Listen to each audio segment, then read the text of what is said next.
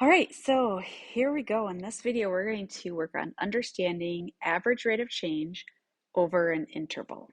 So, part A, what is the average rate of change of the function y equals f of x over the interval from a to b?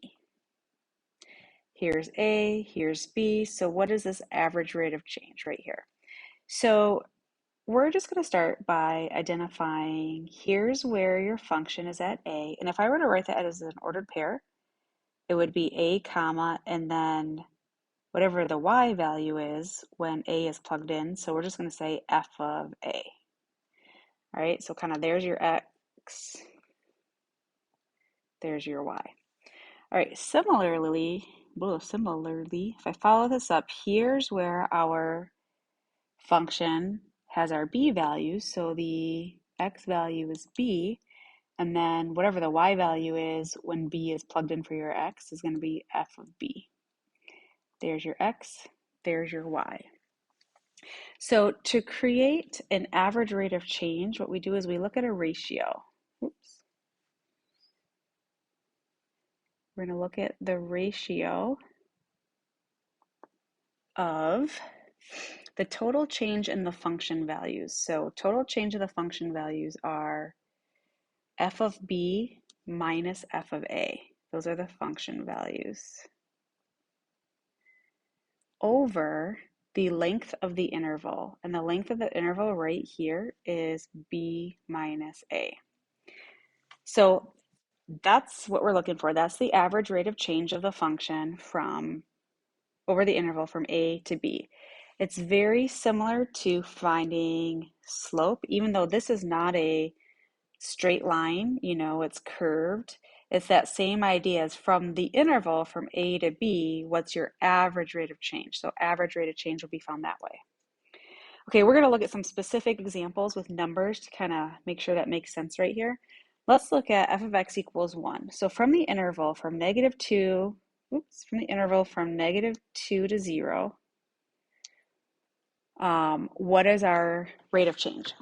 So from negative 2 to 0, if we look at our graph, negative 2 to 0, that's the ordered pairs negative 2, 1, and 0, 1. Do you see where I'm getting those two endpoints of that interval? So we are going to go ahead and find the rate of change, which is finding the slope.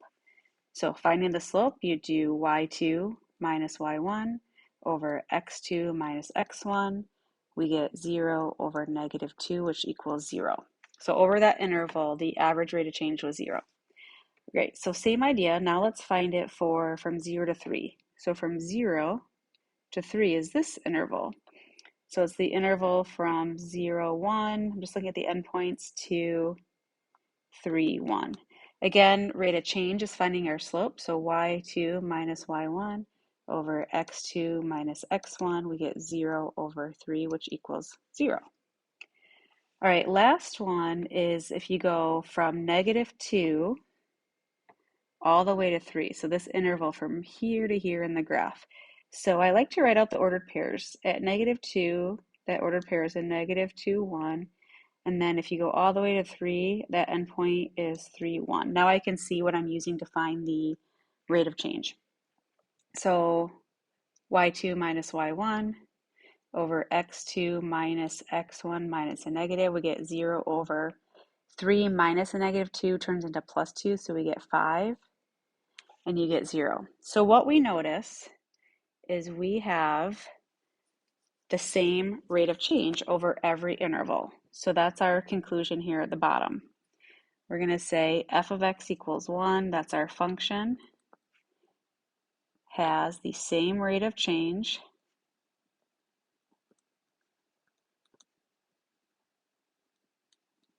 which is 0. I'll just say of 0 over every interval that we tested.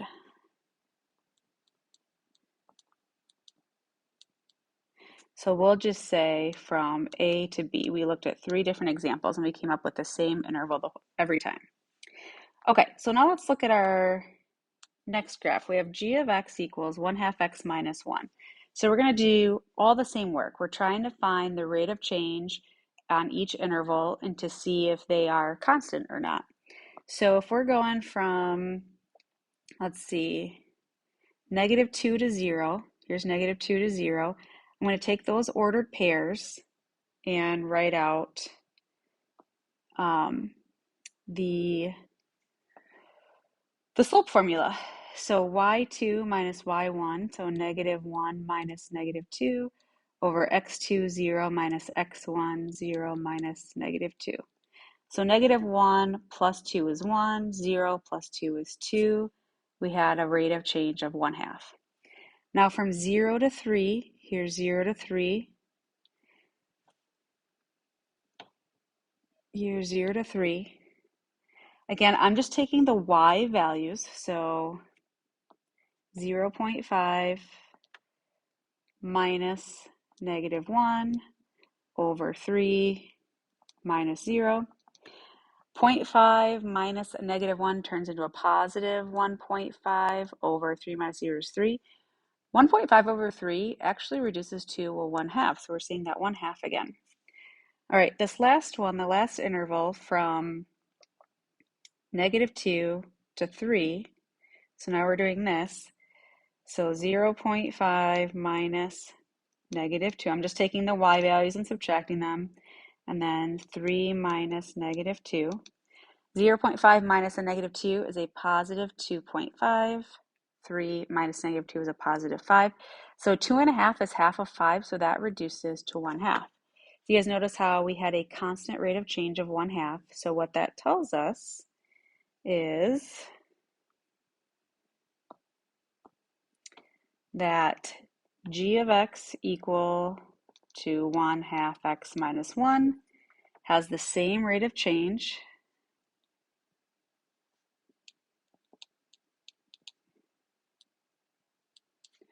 which was 1/2 over every interval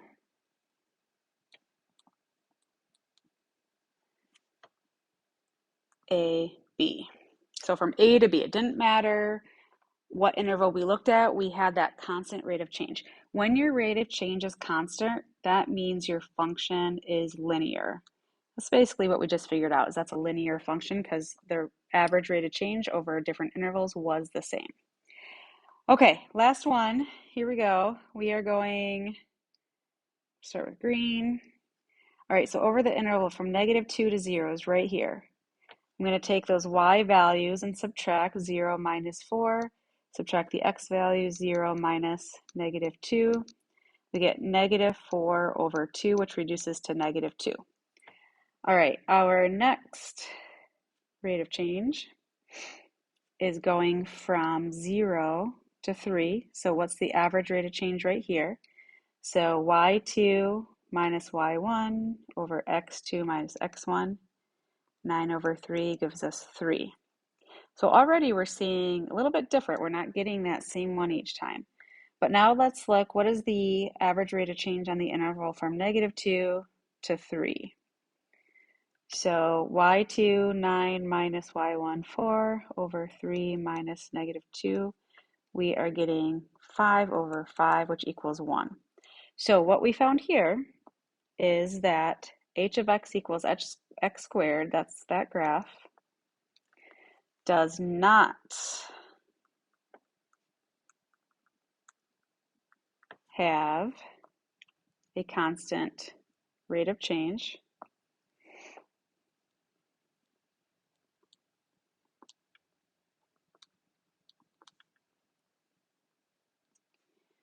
over every interval.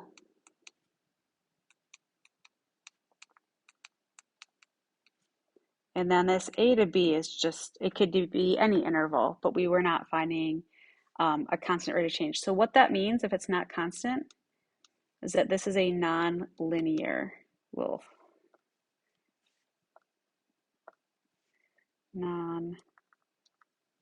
function.